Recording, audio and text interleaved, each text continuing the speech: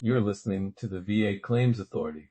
I'm Gary, Air Force veteran, VA disability claims strategist, and the guy who got denied fought back and won. I'm here to make sure the VA doesn't leave you behind. Whether you're filing your first claim or fighting your fifth appeal, this is your briefing. Let's get into it. The C&P exam decides more claims than any other moment in the process. One sentence can help or hurt your award. If you walk in unprepared, you can unintentionally create a gap the rater will use against you. In the next 10 minutes, I'm giving you a practical playbook, what examiners actually look for, the exact ways to describe frequency and functional loss, what to bring and how to show it, and how to answer questions without sounding coached.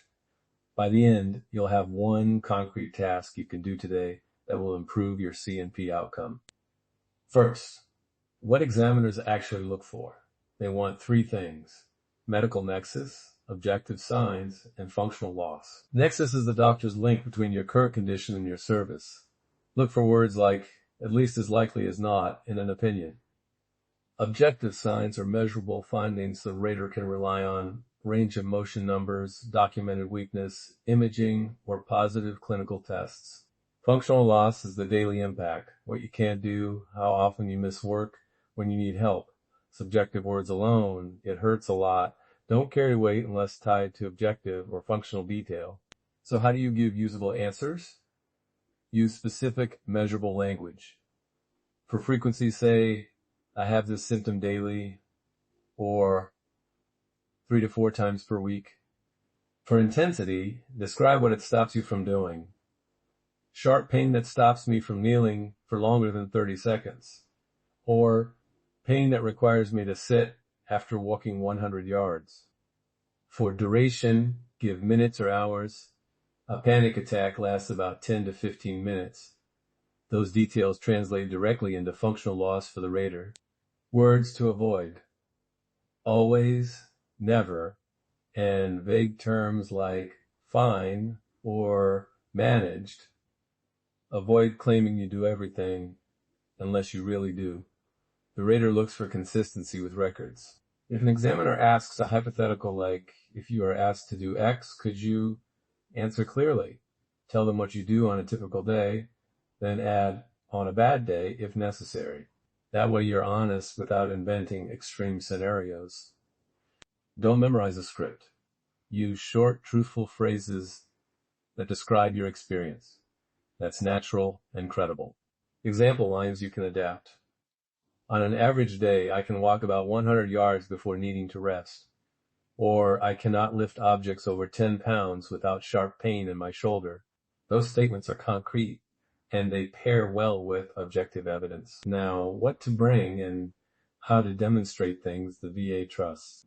Bring the C&P exam notice, any private treatment notes from the last 12 months, imaging reports or CDs, your medication list, a pain diary if you keep one, and any buddy statements or employer notes that document limitations.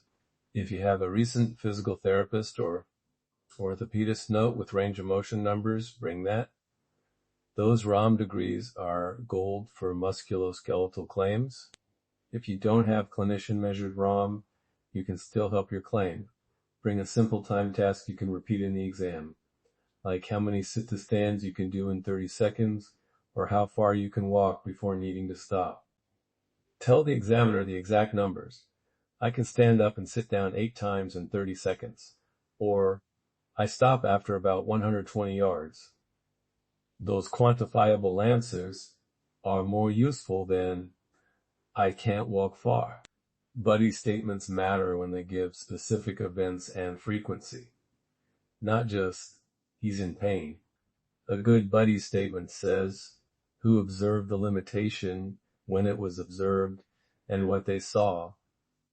For example, in July 2023, I watched John take 5 minutes to climb 1 flight of stairs and need to stop 3 times. Have those signed and dated and bring printed copies. Sensitive exams like mental health C&Ps require a different approach. You don't have to relive trauma in detail to be readable.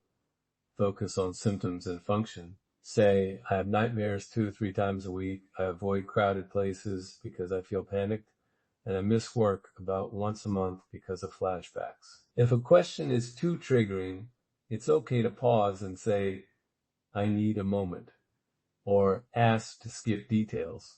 Be honest and avoid rehearsed language. Examiners can tell. Quick caveat: for complex medical nexus issues, or if the examiner starts to conjecture cause, stop and say, I can tell you my symptoms and history, but I need a medical opinion for causation. Then get an accredited representative or clinician involved. Don't try to provide expert conclusions yourself.